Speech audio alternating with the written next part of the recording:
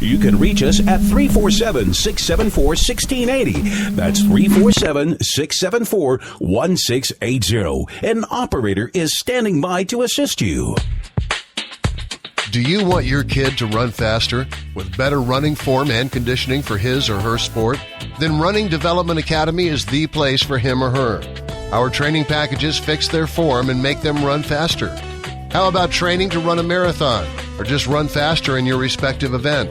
Maybe you just want to learn to run properly and lose weight in the process. Our trainers, a former 800 meters track Olympian and an 8 times world record holder in Masters Track and Field, will get you there. Don't delay. Sign up today at runningdevelopmentacademy.com or contact us at 973-868-1444. That's 973-868-1444 to learn more. You're listening to the South Orange Maplewood Online Radio Experience. For more, go to SoMore.org to participate in the discussion. Want to learn piano for kids? Then I recommend Wendy Goldstein School of Piano. Wendy Goldstein has been offering piano lessons since 1993 and teaches piano in a very natural way. An alumni of Manhattan School of Music, Wendy creates customized lesson plans for each student and helps bring music alive. Wendy provides you a convenient location, the best value, and the most fun way to learn piano. All ages are welcome and the first lesson is always free. Have questions? Call Wendy at 201-207-5169. Get into the discussion at 973-327-3626. This is the South Orange Maplewood Online Radio Experience. We want to hear your opinion. You can log on to SoMore.org or give us a call at 973-327-3626. We are back with you. It's Village with Anselm Marjorie. The federal holiday honoring Dr. Martin Luther King. He was born January 15th, 1929. He was assassinated April 4th.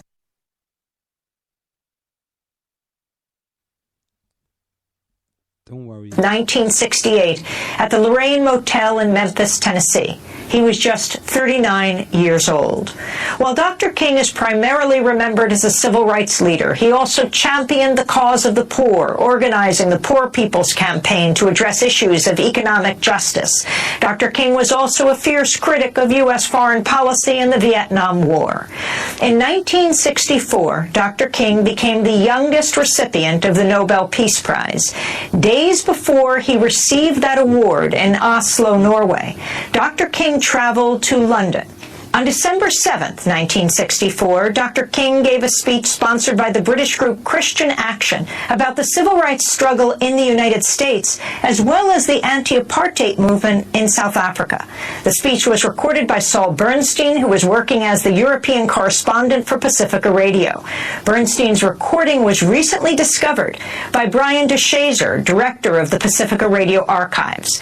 This is that address by Dr. Martin Luther King, Jr.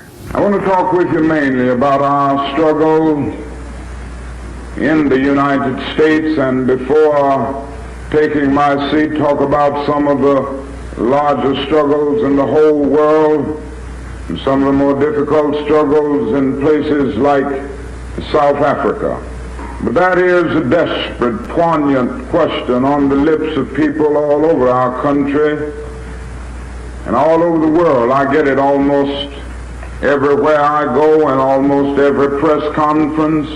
It is a question of whether we are making any real progress in the struggle to make racial justice a reality in the United States of America.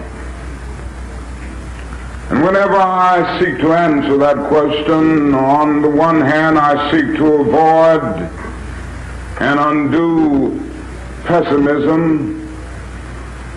On the other hand, I seek to avoid a superficial optimism. And I try to incorporate or develop what I consider a realistic position by admitting on the one hand that we have made many significant strides over the last few years in the struggle for racial justice, but by admitting that before the problem is solved, we still have numerous things to do and many challenges to meet. And it is this realistic position that I would like to use as a basis for our thinking together tonight as we think about the problem in the United States. We have come a long, long way, but we have a long, long way to go before the problem is solved.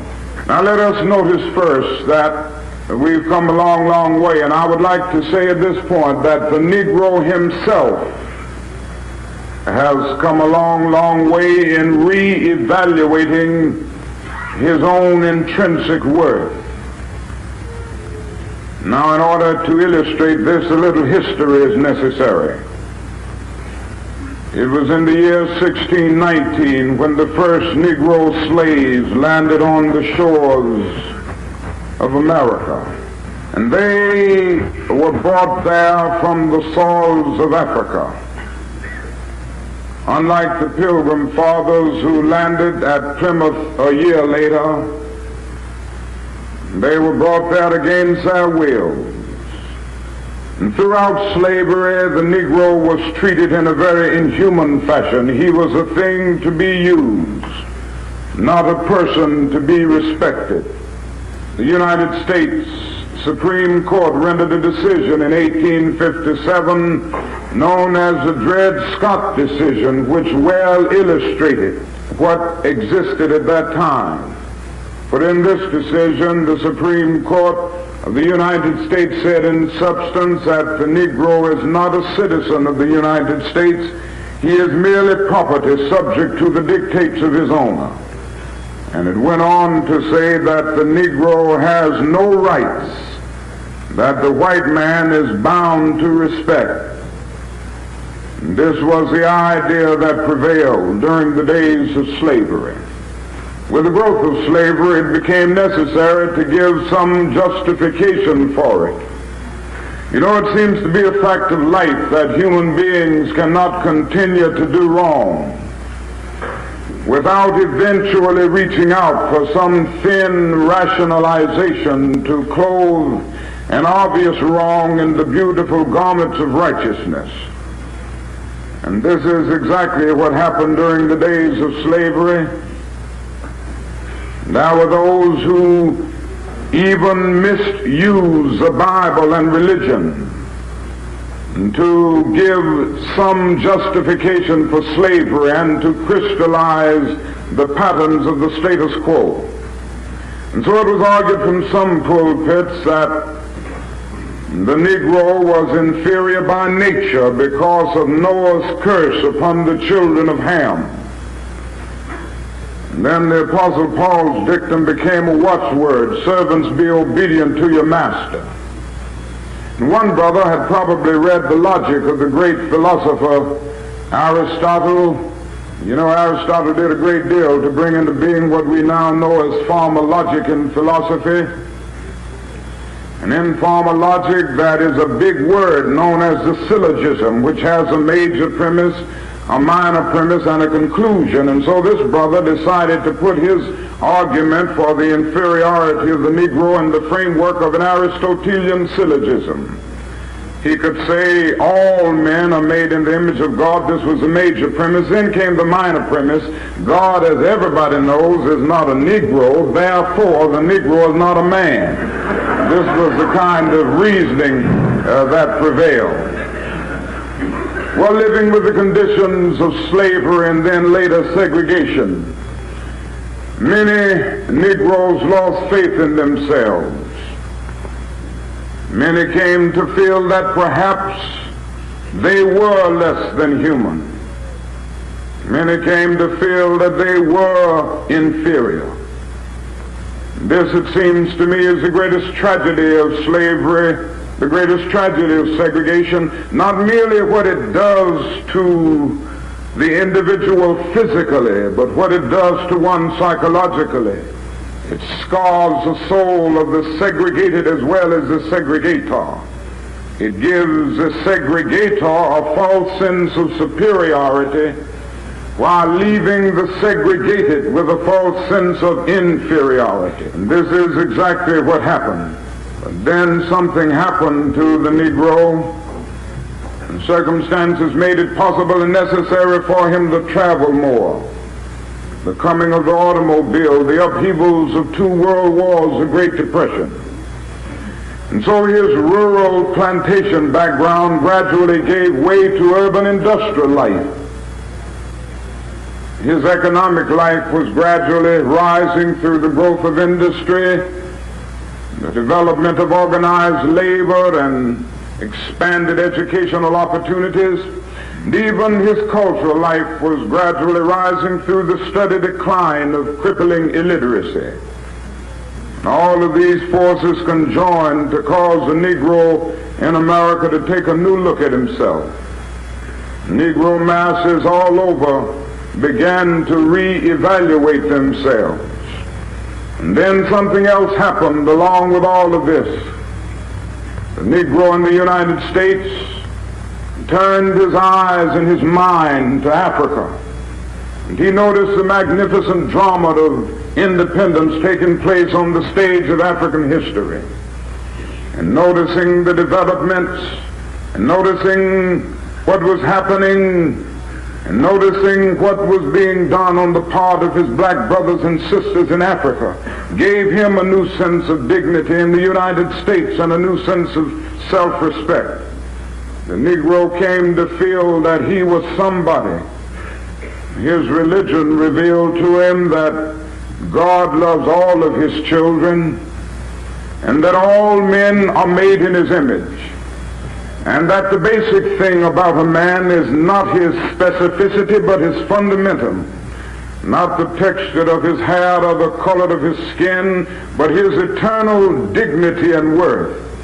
And so the Negro in America could now cry out unconsciously with the eloquent poet, "Fleecy locks and black complexion cannot forfeit nature's claim.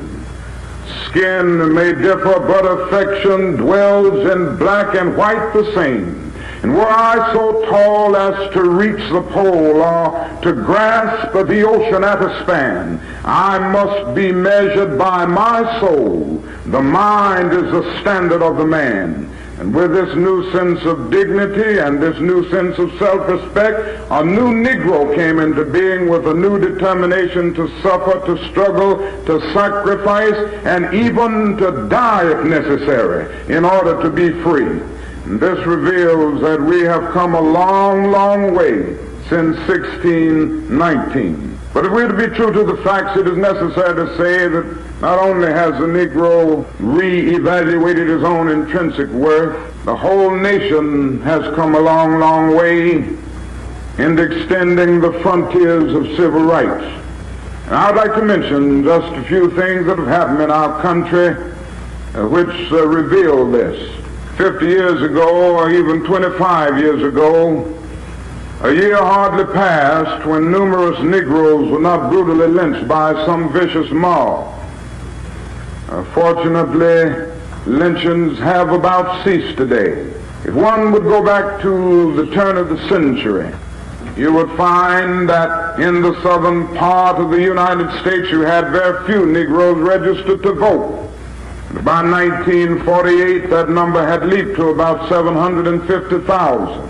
In 1960, it had leaped to 1,200,000. And when we went into the presidential election just a few weeks ago, that number had leaped to more than 2 million. We went into that election with more than 2 million Negroes registered to vote in the South, which meant that we in the civil rights movement, by working hard, have been able to add more than 800,000 new Negroes as registered voters in the last 3 years. This reveals that we've made strides. And then when we look at the question of economic justice, there's much to do, but we can at least say that some strides have been made. The average Negro wage earner who is employed today in the United States earns 10 times